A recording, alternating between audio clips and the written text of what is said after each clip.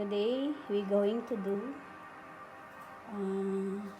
herbs medicine kung paano matanggal yung ating plema.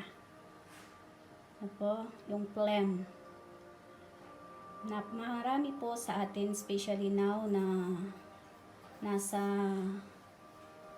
sitwasyon tayo ng COVID, So, marami ang natatakot na pumunta sa ospital at magpatingin kahit sila ay may malala ng ubo. So, ngayon, ito po yung pwede nating gawin upang makatulong matanggal ang ating phlegm. Ang kailangan lang po natin, kalamansi. Itong kalamansi, depende kung gaano ang edad mo o gaano kakataba na gagamitin. Kapag po 7 to 8 years old hanggang 10, pwede po ito 5 piraso lang, 5 pieces. Pero kapag ka po adult na, hanggang 8 po na kalamansi ang pwedeng gamitin. At the same time, ito po yung pinaka natin ay Coca-Cola. Yes, Coca-Cola. Sapagkat ito po ay nagbibigay at nagpapaluwang ng ating phlegm sa ating likuran. Especially po yung baga po kasi natin hindi ganun ka-strong. So, ang gagawin lang po natin ay kanina po kasi hinugasan ko na itong mga kalamansi. Nahugasan na po siya. So, ang gagawin lang po natin, ihiwain lang po natin sila. Siyempre, kailangan natin ng small na kaserola. Yun lang po ang gagawin natin. Wag po kayong matakot na gawin ito. Wala po itong side effect or ano pa man. Marami na rin po ang pinagaling nito. Yung ating mga kapatiran, na hindi mawala-wala yung plema, sinabi po natin to sa kanila. In-advise po natin sa kanila. After that po, bubuksan po natin ito. Syempre, yung Coke.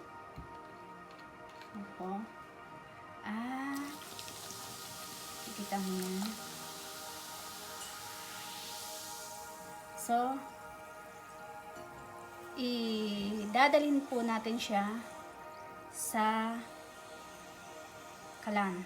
Pakukuluin po natin siya. Ayan po. Dadalhin po natin. Isasalay po natin. But, be careful. Yung fire po natin is slow. Slow fire. You can see, slow fire lang siya. So, 10 minutes to 8 minutes po, pakukuluin po natin siya. Hanggang yung, makita niyo po, hanggang yung kalamansi ay magkukulay na po siya ng akala mo yellow or brown. Kapag yellow or brown na po siya, pwede na po siya. Ito po, after 10 minutes, guys, nakita niyo po,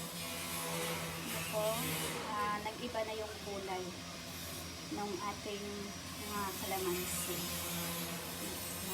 Ayan po, going to transfer in our mug.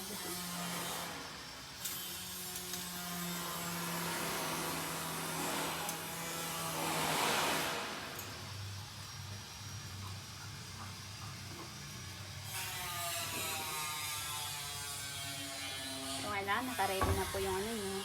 At para hindi na po tayo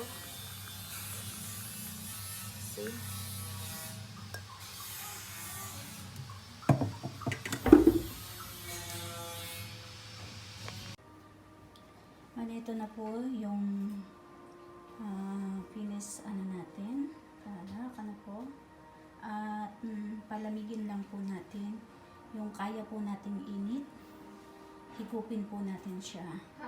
Sa mga bata po, pwede po ito tong ganito karami, maghapon yung inumin.